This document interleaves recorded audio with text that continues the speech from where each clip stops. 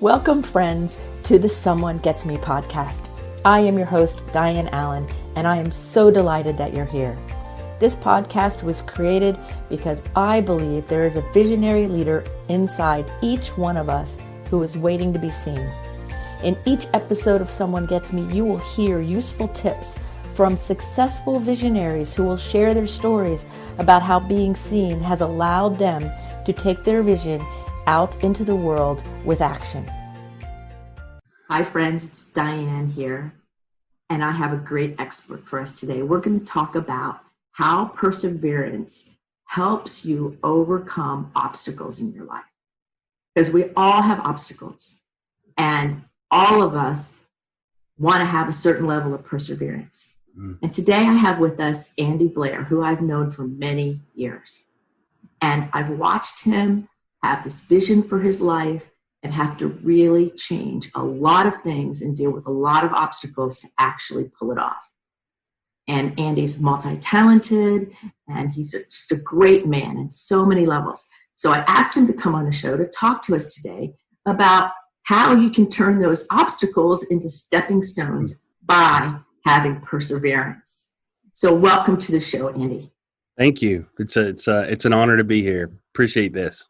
Oh, I'm so excited that you said yes, because I texted you out of nowhere. Hey, do you want to be on the show? Because right. when I think of having hope moving forward and somebody who's got a vision inside and maybe it's stuck for a while or they don't know what to do, you're one of the first people I think of somebody who's kept on going no matter what the world threw at them in order to fulfill the mission, which you're in the middle of living right now with even more vision opening right in front of you, right?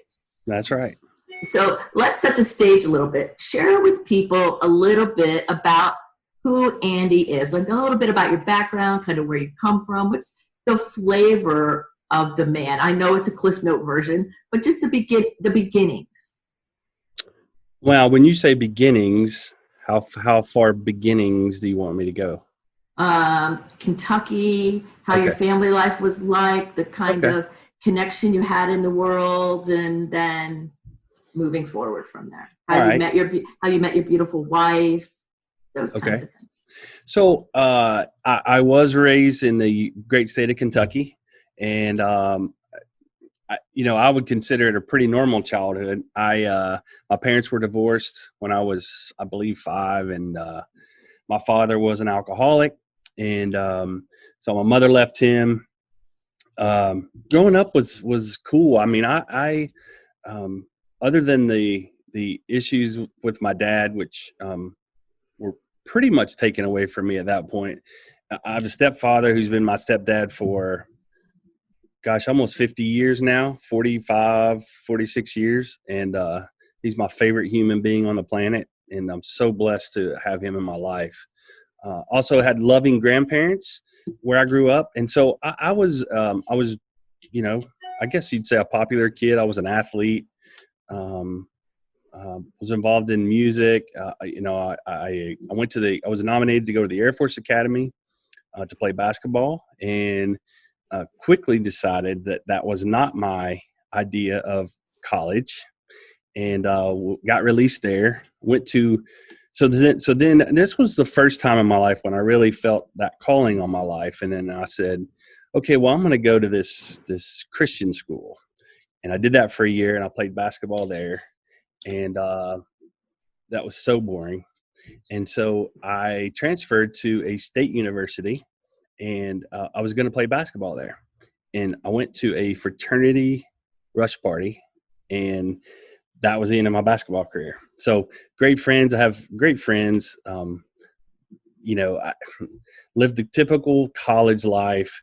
But even back then, everybody else was laying out all night, whatever. I got up and went to class every day just because that's just what I did.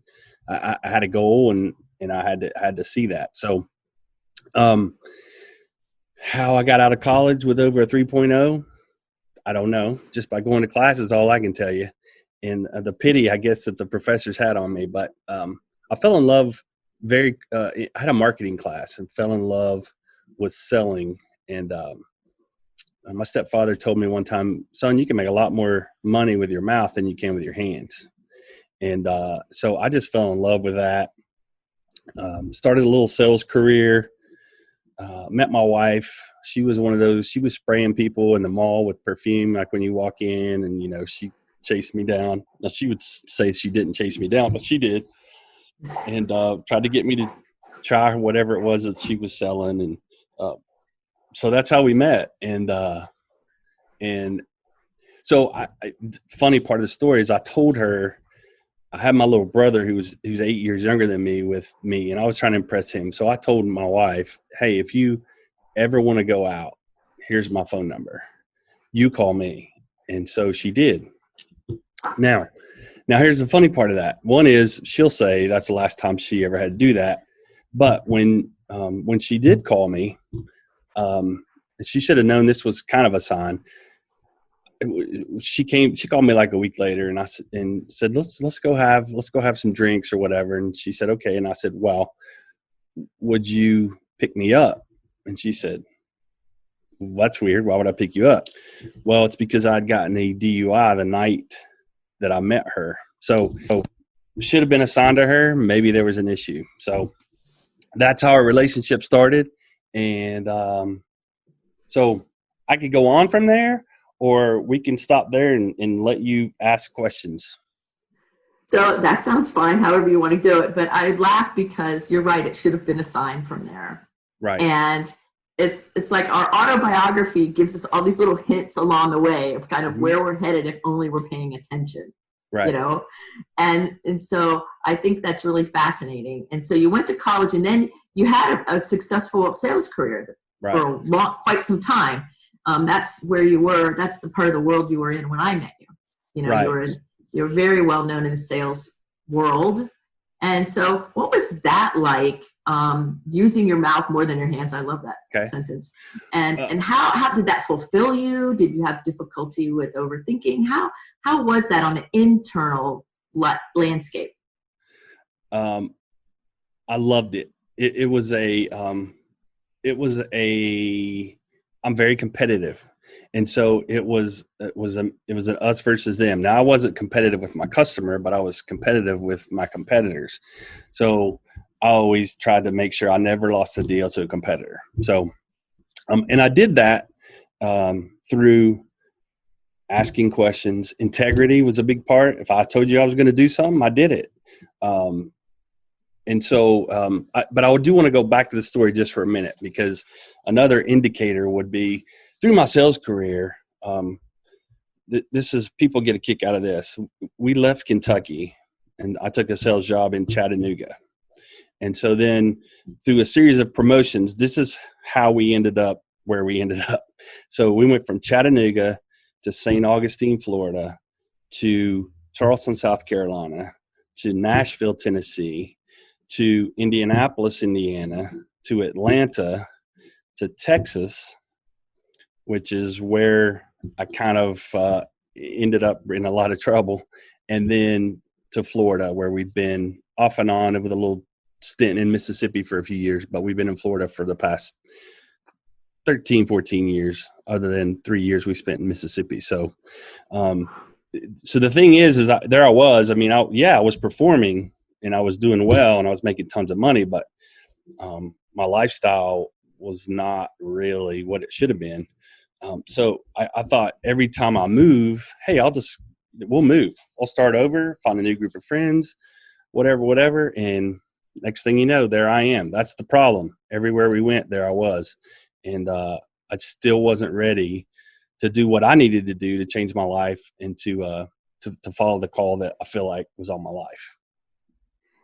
And so when doing all those moving, I'm sitting here recalling all of that and listening to you and saying, it's like you allowed yourself to put your calling aside and be a slave to the money machine, the sales. Like you turned into a slave to all that byproduct, all the fame, all of this, all of that, all the success, all the perceptual stuff that was really just a sham in the end. But it didn't feel like it when you were doing it. You were just chasing this thing like a slave. I don't know that I've ever heard anybody put it quite that well. It was a you're climbing this imaginary ladder, and every time you get to a certain point, you're going to bump into somebody and they're not going to want you to climb over them. And so they're going to knock you back down the ladder. And so, but the money and the cars and the houses and all that, I look back on that and think how warped our society is about what's important in this life and the things that we choose to spend our time on. Because I literally would work from the moment my feet hit the floor until I most of the time just passed out at night. But and it was all for nothing. I mean, I figured out that nobody really cared about me. All they cared about was the numbers. That was it. I was just a pawn in the game. Right. So you were a pawn in that bigger game, and then you actually basically turned over all of your well-being and everything to this system, right, that you could excel in because you have that gift. Right. And yet that very gift was betraying you. It was turning its back on you in a weird way because you were doing what the society wanted you to do. Right. And it was one of those things where, if somebody says you can't do something, well, then that's exactly what I'm going to do. So you can't go, there's no way you'll ever sell this deal. You'll never get them to buy anything. And so that's what I did. And so I think that goes along kind of with our topic. A lot of people said, you'll never. And I will say, oh, but I will. Yes. So yes, I will. So interestingly, your ability to persevere and keep on going and prove all the naysayers wrong was the demise of this other thing, but yet it was the bigger picture of the beauty of where you're landing now. And so exactly. It's the same skill turned in a different direction, tweaked a little bit, that actually is bringing you great success now in following your heart's desire and following your vision and your calling and being unwilling to negotiate any longer with the outside forces. That's right. It's the same skill set. So let me ask you because I'm so excited to talk about the rest of it, but I'm curious about if when you're wrapped up in all this corporate stuff, did you ever have any difficulty with other people outside that setting not understanding you or people go what are you doing? Or was it just totally reinforced because you're a male and you're successful? How was that experience with people outside of the company? I can't really tell you because I didn't listen to them, but my daughters suffered, they were young, but they still suffered because I wasn't there, physically, or emotionally. I mean, even when I wasn't there, I was working.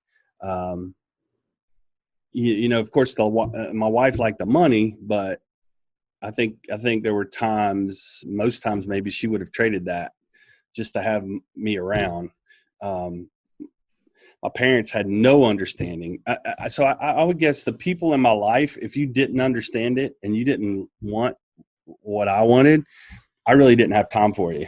So you were just, I treated you as a pawn in my game because my game was to get to the top. And so if you had no patience for that or no understanding, then in my mind, you were an idiot. So. That's powerful. So tell us a little bit about the defining moment that shifted that world from that world to saying, hold on a second. Okay. What was that defining moment?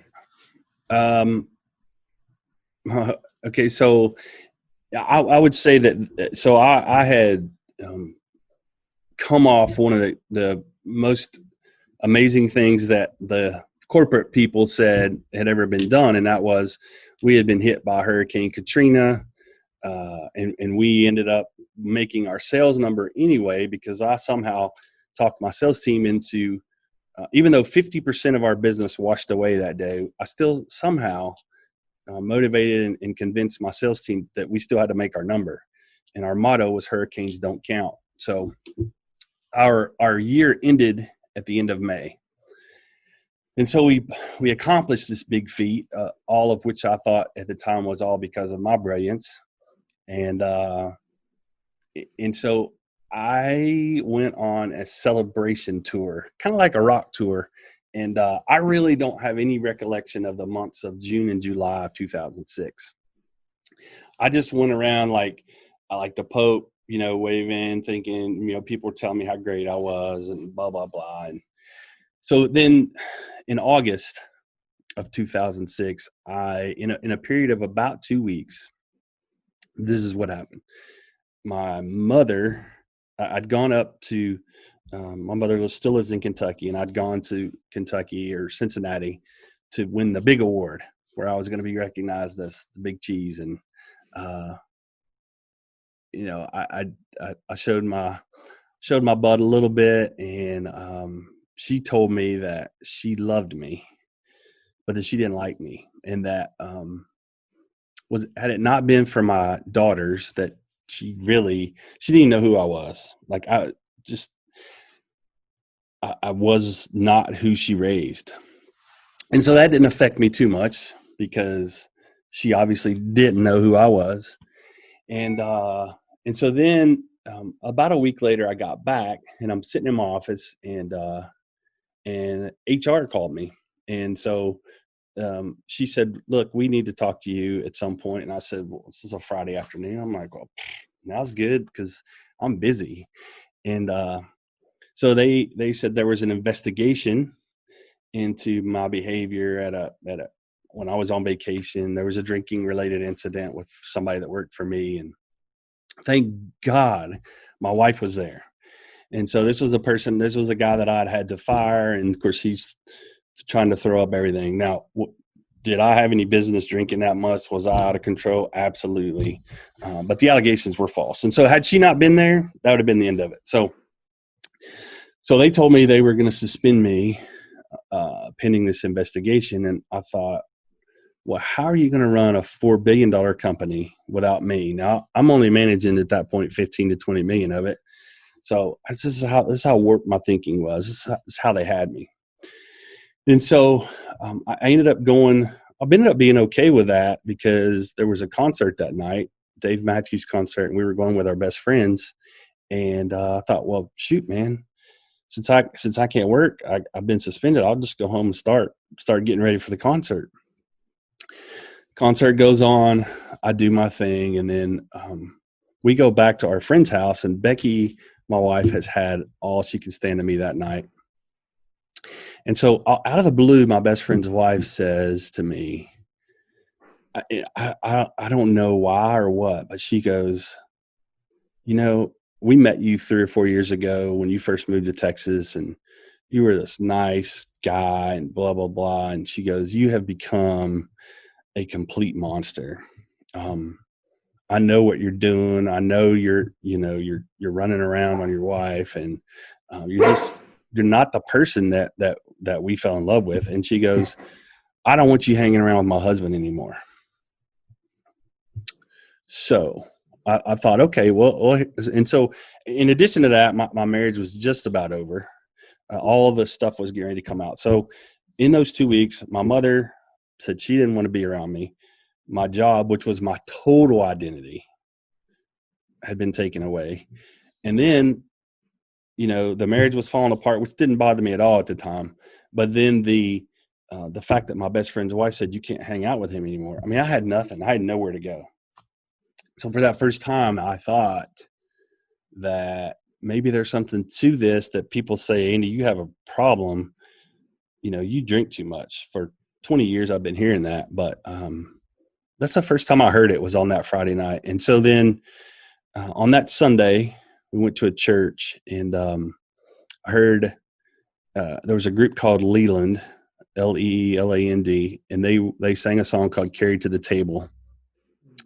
And I sat and wept for an hour. And then we went to the second service so I could sit and cry again for an hour. And it's a story about how David had made a promise to his friend that to take care of his sons, and Mephibosheth was crippled and lame, and so he had to be carried to the king's table even though Mephibosheth felt like he wasn't worthy, that he didn't deserve it. And so that song broke me completely in half, called Carry to the Table. And I made the decision that Sunday that I was going to seek help. And so that was the beginning of the journey to finally surrender. Well, not complete surrender at that point, but finally surrender to at least looking at what I was supposed to be doing with my life. Right. So that was the defining decision. And yet, even when there's those decisions and you see it, and we all have those moments, I think there's then is where the rubber meets the road of now how are we going to walk out that road, right? How are we going to keep on going and not turn back? Because it would have been easy to be seduced by the lure that was previously there and say, well, I'm just not going to do some of these behaviors, but I'm going to still live that life. I'm going to dance on both sides of the fence, so to speak. Mm-hmm. Yeah. And so did you have any time where you had that kind of distraction happen? And if so, how did you keep yourself kind of focused toward where you were going? What are some things you did to keep making it through the obstacles that would jump in? Okay. Well, that's a great question. So when I made the decision to seek help, and I remember getting on the airplane in Houston to fly to Florida to go to rehab, I said to God, if you will relieve this from me, I will serve you for the rest of my life. And I always joke and tell people I didn't know what that was going to cost me, but I meant it. And I just didn't know where that was going to take me or whatever. So anyway, got through rehab, should have been fired. Actually got a promotion. They moved me to Florida. It's crazy God stuff. Sold my house in 30 days. So I get to Florida and I get right into church. And I have a pastor that kind of takes me under his wing, and he's like, man, you really got what it takes to be in the ministry. I'm like, so the first question I ask is, okay, you're right. That's what I want to do. I feel like God put that on me a long time ago, but how much does that pay? And so he told me what it paid, and I went, no, you got this all wrong, pal. That's never going to happen. So that was the beginning of God right-sizing my life. And so through a series of whatever, my story, I got to a place where through different people speaking into my life, through different trips that I went on, through different service opportunities, I finally said, okay, God, I'll do it. I'll do it, whatever it is you want me to do. And so God right-sized me through several phases of that, so much so that I went from the job that I had to not managing people, just a sales job, so that I didn't have that stress, to then actually going to work for a recovery center for a while, to then saying, okay, God, because I tried to pacify God with that, saying, okay, well, I'm just going to give back. Well, that didn't do it. And so then I actually found myself painting houses just to feed my family while I pursued my ordination and credentialing for ministry. So I'm getting to a point on this. So through all that, no real distractions. God was like, I'm with you. Other than how am I going to pay my rent and how am I going to put food in my kids' mouths? But I never wavered. I mean, God, there's something in the AA literature that says God is everything or he's nothing.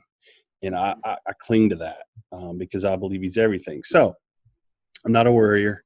So right before I was just getting ready to give up on this ministry thing, and this opportunity presented itself in Mississippi, of all places. Great people there, but at the same time, this is how the world works.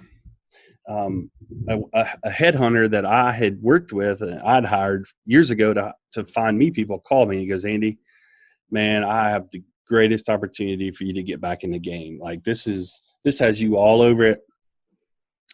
So I start walking down the path with him thinking, okay, God, well, maybe you want me to get back into sales. I'm thinking, boy, I could really use the money. And so, but then I'm walking down this road too with this little church of about 35 people in Mississippi. And so simultaneously I'm going thinking, okay, God, I'm just going to go where you want me to go. Well, so this goes on. And so anyway, I ended up getting offered the job with the company, the headhunter went. Now this was a $175,000 a year salary plus bonuses, commissions, benefits, the whole deal. About 2 days before I got offered the job in Mississippi, which was somewhere around $50,000 a year with no benefits and no nothing. So what was I going to do? I knew in my heart that if I followed the money, I'm not going to be happy. And then I knew if I went to Mississippi, it's going to upset everybody. So what did I do? I asked my 14-year-old daughter, who at the time was probably the spiritual giant of our family. And I said, she was right in the middle of her sophomore year of high school. This was in December. I said, okay, I got this over here, $200,000 a year job. We stay right here, whatever. Or over here, we have a $50,000 a year job. And we moved to Mississippi in the middle of nowhere. She said, Dad, if the only reason you take that job is for the money, you're never going to be happy. Now, I don't know if that was her wisdom or if it was God's wisdom, but because I already knew the answer. I wasn't going to follow the money. So I'm in full-time ministry now, making less money than I've made in 25 years, and I have more money than I've ever had. So it's all a paradox, right? I always tell everybody that the spiritual life is a paradox. You can think one thing linearly, and that's not it. Right. It's so much more deep, and there's much more to it than just what looks linear. Right. So you're back in Florida now. You did your time in Mississippi at that church, and now you're back in Florida, and now you're ordained and you're the pastor, and I love it. And so what is the most fulfilling part of your life now? Well, if I have to pick one, I think if I had to pick one, it would be to watch the light bulb go on for somebody like it did for me. My life was radically changed by making a decision to surrender my life. And so I think, my, or at least I feel like, and I know it is, my purpose is to tell my story and to, and I tell people this all the time. I'm talking to a young man now, and he's telling me things, and he's looking at me like I should be shocked. And he goes, you're a pastor. Aren't you shocked by these things I'm telling you? I'm like, you just told my story. Like, so I think when people tell me these crazy things they've done, and I go, I've done that. And they like, wait, you're a pastor. So I think, when a family gets put back together, I think that's probably the greatest thing that I experienced. That's greater than any high I ever experienced by any chemical I put in my body. Oh, yes. And, and when you were telling your story earlier, and that the time period where your marriage was falling apart and you didn't care at that time, Right. And the marriage didn't fall apart. Right. And you are still happily married, and your daughters are successful, and everybody was able to heal and kind of rally in the situation the moment you surrendered and said yes, the moment you made that decision. Right. It gave everybody else the space and permission to find their own way within it all as well. And so did you ever find yourself overthinking or thinking about it too much, like staying in your head and not in your heart? And what do you do to get out of your head and more into the spirit part of your life? Like, what are some tips? The number one thing people who listen to this show ask me about is to ask my guests is how to help with overthinking and or even like that stalling and procrastination because we're thinking so much we don't take the next step. What are some tips you would share with somebody who's listening to you and going, oh my God, he's telling my story, or I so can relate to this, but I don't know how to stop thinking about it and just do it? Well, I think the first thing you have to just, you got to take that step, and that it's almost like stepping off a cliff, but then that's why they call it faith. So I think the number one tip I would give you, for me, what works for me is nature. I get outside. I love outside. I love the beach. I love the mountains. I love to hunt. I love to fish. So for me, when I'm wrestling with something, I get my best clarity. I get my best answers when I get out and get away from my phone and the computers and all that sort of stuff. And just, and you can laugh about this. So I'm able to quiet my mind now. Yes. And so it's a beautiful thing. So serenity is I think an overused word, but man, when you find it, when you're able to just be, then you can make the right decisions. But I know for me, if you're listening to this, I couldn't stop. I couldn't slow down. I was so busy. I was so important. I had too many decisions to make. Too many people. Blah blah blah blah blah. Just slow it down. So the going fast and the thinking fast and all of that becomes its own addiction. That becomes its own drug. That then makes the soul really weary, and tired, and so that rest in nature and learning how to rest, even some people need to just learn how to slowly start to rest. It's it is a learned behavior for me, for sure. So I still like to stay busy, but you're I guess I would say people, you know the answer. Human beings inherently know what they're supposed to do. So when you say, well, what are some tips for doing the right things, all that sort of stuff, you know what to do. You just got to take that step and know that you're not going to jump off. You're not going to step off a cliff. God's got you, and you're going to be okay. So. Yeah, well said. It's we have that inner knowingness, and we're trained in this society to look outside of ourselves for the answer. Right. When we already know the answer. Right. We may not want to know the answer, or maybe try to pretend like it's not the answer. But that's where I think our perseverance comes from is we know. We know the answer. Right. So, and I will also tell you this, if God puts something on you and you don't follow it, he's going to get your attention and you will eventually follow. So, and again, I'm more fulfilled now than at any point in my entire life. So it's just crazy. It's crazy. Every day I'm so grateful to think about, here I was, making all this money, wearing, $150 ties every day, thinking I was whatever. And to now I'm just a family life pastor and making an impact on eternity. Very active in coaching high school football, and we normally at least have one kid that doesn't have a father or mother or something living at our house, and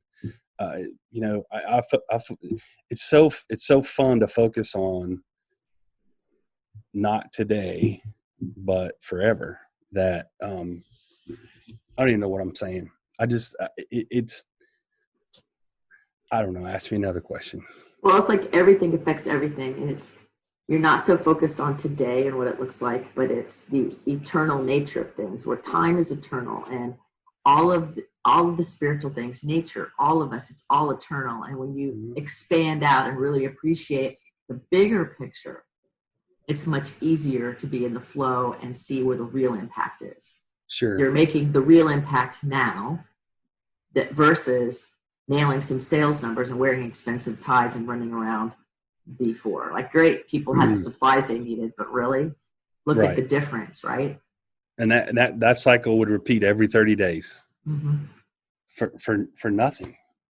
Right. So that's like being one of those slaves. How many bricks can you make? That's right? it. You have Right. your value is based on the number of bricks that you make in the day. And if you don't make bricks today, you have no value. That's exactly right.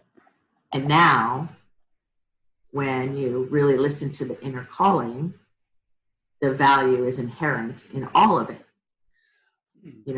and you've been able to use your previous training and your athleticism to help coach kids, kids in football in high school now, and reach out to people because you've been there, done that. Right. And that life experience, every piece of it works together for the good. It does. So I say that all the time. I go, everything works together for the good, but that doesn't mean it's good. It means it works together for the good. That's right.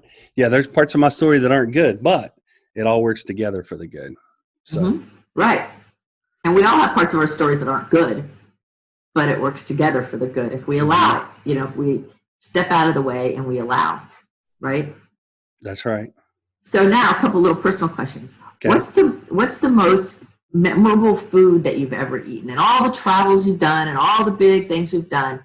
When you think back of something that's the most memorable that you've had.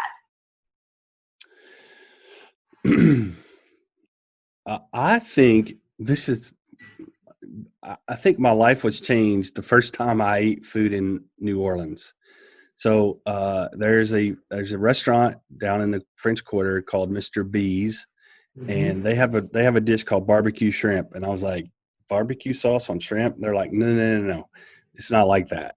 And so it's like shrimp in this sauce, and then like they give you this bread, and you just really want to pick the bowl up and suck it down, but really it's all just butter and blackening and whatever. Anyway,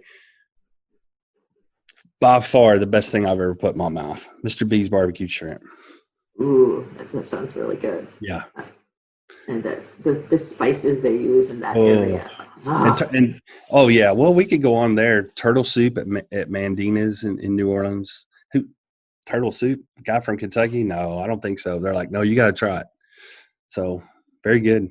So sometimes I used to go to New Orleans and I'd have an appetizer here, and then I'd go over here to have the next appetizer, and then I would go to this restaurant to have the entree or whatever. So New Orleans they got it going on. Now, there was a time in my life when it wasn't good for me to be in New Orleans for other reasons, but food-wise, that's where it's at. So that open-mindedness to try things, Kentucky boy trying all this stuff. Yep. How do you think that open-mindedness plays into your ability to answer this call and live the way you're supposed to be living? Has open-mindedness actually affected you? And if so, how? That's wow. You just took me to a totally different train of thought there. But I look at, again, being from small town Kentucky, everybody, I'm not going to say everybody. If I graduated with 400 kids, 390 of them are still there. And so there's nothing wrong with that. They look at me like, how in the world do you have the guts to move here? And you've been here and you've seen this and you've done that. And so I think that's my sense of adventure. So of course it has allowed me to follow my call, because there's really not a whole lot that I'm afraid of anymore. I used to be afraid of a lot of things. I used to be afraid of being found out, or being afraid of being caught in this or that or whatever. But so my open-mindedness, I think, maybe a good counselor somewhere on the way told me that the answer is always yes. And that then you've walked down that road to figure out what that means or how that looks. So I that's kind of my thing. Is somebody will come to me and ask me a question, I always go, well, the answer is yes, but now let's figure out what that looks like and what that really means. So I don't know, maybe I got that from you. I'm not sure. Yeah, maybe. Yeah, maybe. Maybe. Pretty sure I did. Yeah, somewhere along the line. And it works. Because the universe will always tell us exactly what it's supposed to look like in timing and how it's supposed to be. But if we don't open the door with a yes, and the door stays closed, we never get to see those opportunities or possibilities. There you go. It was you. I knew it was. I just didn't know. I just didn't know how we got there. Yeah. Because I think we had that conversation one day when we were talking about it, and you said, I really have this call to be a pastor, and you were still in the sales thing. Yeah. And you're like, what do I have? And I go, well, you say yes to being a pastor, of course. And when you said that was the calling on your life the first time, you had that tone in your voice, like you weren't really sure what I was going to say back, or like what kind of feedback you were going to hear, or like it was the beginning of you saying it out loud more and more, Right. And I'm like, do it. Go. Yes, absolutely. Right. That's when I gave you that book, Leave Your Nets. Yes. And it's okay, and you're going to be taken care of. And now look, many years later, you're touching lives that are truly blessed for your presence in them. And because you said yes. Thank you. I learned that from you too. So, yeah. So it's funny that I'd never thought about where I learned that, but people will always go, you always say the answer is yes. And now I know. So See, thank you. You're welcome. I remember that conversation like, it was yesterday, and of course there's many years have gone by, but I remember us talking about it. Yeah. And going, and I'm like, yes, do it. Because I so totally could see it for you when you said it. It wasn't like, oh, I have this dream in my heart, and it was like some weird thing. I'm like, what is he talking about? I totally got it. And I'm glad you said yes, and I'm glad you're still walking on that path, and all of the people that you're working with are glad too, right? It's funny because now that I'm thinking about it, I had that same conversation with someone who I guess I considered a mentor at the time, and I said, I have this he was a minister, and I said, I have this dream and this is what I want to do, and he looked at me like, you can't do that. Like, that is, I can't remember what the words he used were. Basically, he said that was selfish and self-serving for me to think that I could ever do that, to become a minister and be a lead pastor of a church and do all the things that, I've already done. We're just getting started. So it was so nice, because I was almost like, I'm going to drop a little bit of this and see if she stomps on it, or, if she smacks my hand, or whatever. And when you said no, do it. It's okay. I think that's what I want to hear. That's what I want people to hear from me today is, whatever it is, I could give you a million excuses. Don't let anybody ever tell you can't do anything, because you can. Correct. Yep. Yeah. And that's a very mighty message. Mm-hmm. So you're getting ready to make some big expansions in your ministry. Are you comfortable sharing a little bit about the things that are on the horizon, or sure. Is that another episode? Well, I mean, maybe we can talk about it. Maybe we could talk about it later in detail. But it's amazing. Right now, I'm the family life pastor here. I oversee the youth ministry here and the children's ministry, and I have a team of people that I work with to do that. But, Dianne, I'm a taskmaster. And so I come in and I fix something, and then, okay, what's next? So we have an opportunity right now. We have I can't share a lot of details, but there's some land here that a family is willing to let be used to put in a recovery center, a Christ-based recovery center that will be a ministry of our church. And so they had a son that came through addiction program, and so we're going to use this model, which again is a Christ-centered model. And so I've got an opportunity to, the way that ministry is financed is you do that through building businesses, whether you, let's say, for example, we're looking at having a wedding venue as one of our sources of income, having a plant nursery. There are lots of things we're looking at, probably going to manufacture something. So the program is going to be free for the people that use it, but we have to finance that ministry somewhere. So I get to use my business experience. And so We'll be looking at businesses and negotiating contracts with people. Maybe we're going to make some widget for somebody. But then I also get to watch families, which is a big part of this program, come into this program and be put back together, and just to see. So it's like everything I've ever dreamed of. So, and God's brought these people around, and again, people saying, "Oh, that'll never happen. You'll never talk them into doing this. There's too many reasons why," or whatever. And I have no room in my life for all the reasons why you can't do something. I learned at an early age, what my grandmother used to say, or maybe it was my mom, can't never did anything. So don't listen to the can'ts in your life. Right. And the value in you persevering through all of this stuff that we just highlighted it, right? Mm-hmm. And bringing with you to this future venture that's starting up all of your skill set from before. Had you not done all the sales and not moved all around and not learned all these things and not become a really good negotiator and not almost lost your family to be able to really appreciate your family on a deeper level and didn't say yes along the way, then you would not be poised into this position to do even greater work. Right. And I personally think that's kind of like what we're all here for, is to take all of our experience, whatever it is, and know that as we keep going forward, it's going to come out into something, this like melting pot of all of our skill set coming together. That's right.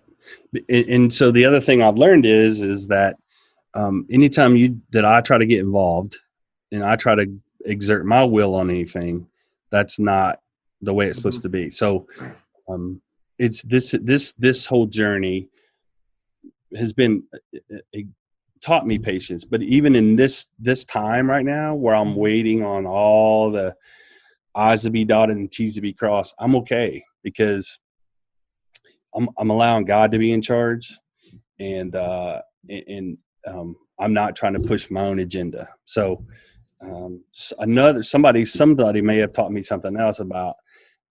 I remember I tell the story all the time about having to resign as the general manager of the entire universe, because I thought that I really thought I was that important, even though I didn't. I did. I really thought that I was that big of a deal. And so, don't take yourself too seriously. Your life becomes so much simpler when you just walk and say yes. Say yes. It's going to be my new word now. Say yes. Just say yes. Yes, absolutely. So I've covered a lot of bases and asked you a ton of questions. And so before we end the show, is there anything that you have on your heart that you would like to share that maybe I didn't ask you about, or something that's just there that so that when we're done, you feel like I'm complete?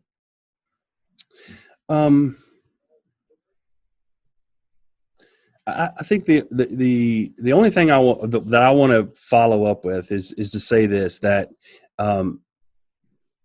if you're struggling with the concept or the idea of God, that believe that I believe. I've heard this before, but I don't know. I just feel strongly about saying that we could go in. You've heard the whole story of my life, but I could tell you things about my story that you would not believe, about the ways that God has intervened and the ways that God has stepped into my life and saved me and put me in the right direction. So just be encouraged. I think Diane's going to give contact information. I'd love to hear from you. If you want to contact me, if you got a question, hey, how'd you do this, or how'd you do that? How'd you navigate that? That's what I'm here for, is to help others to either not have to go through what I went through, or to help them navigate that if they find themselves in that situation. So I think that's it. So you've been listening to one of my longtime friends, Andy Blair, who we've walked a lot of the road together through out of that slavery world into his own freedom in so many ways. So if you really love what he's been saying, all of his contact information and his bio will be in the show notes. Contact him. He just invited you to. Yeah. So if you have a question, or you just want to hear more of his wisdom, or there's anything that you would like to speak about with him, one thing I know about Andy for sure is he's going to say yes. That's right. Just say yes. Just say yes. And you will, if you feel like, oh man, I should contact him, do it, even if you don't know what you're going to say, because you'll know when the time comes. So follow those urges, follow those little nudges from the world, and you'll see they take you to great places. So Andy, thank you so much for being on the show today and taking your time out. And as this next part of your ministry evolves, we'll have to come back on the show and talk more about it, because it's really, really exciting. I'm so excited for you, and I'm so glad you've been saying yes. So thank you for being on the show. Yeah. Well, thank you for having me, and you're awesome. So I love you, and I'll see you soon. Cool. Thank you so much. So remember, everybody, keep your face to the sun so the shadows fall behind you. Because you're a rock star and you're here on purpose, with a purpose. So go out there and let your light shine, and use this episode and all the Someone Gets Me episodes for your betterment, your health, and most importantly, hope. I'll see you next time. Thank you for listening. I trust you gained some valuable inspiration and information. Please join me and other visionaries in the Someone Gets Me Facebook group. Or for more information on my services and additional episode's, visit someonegetsme.com. Again, thanks for listening.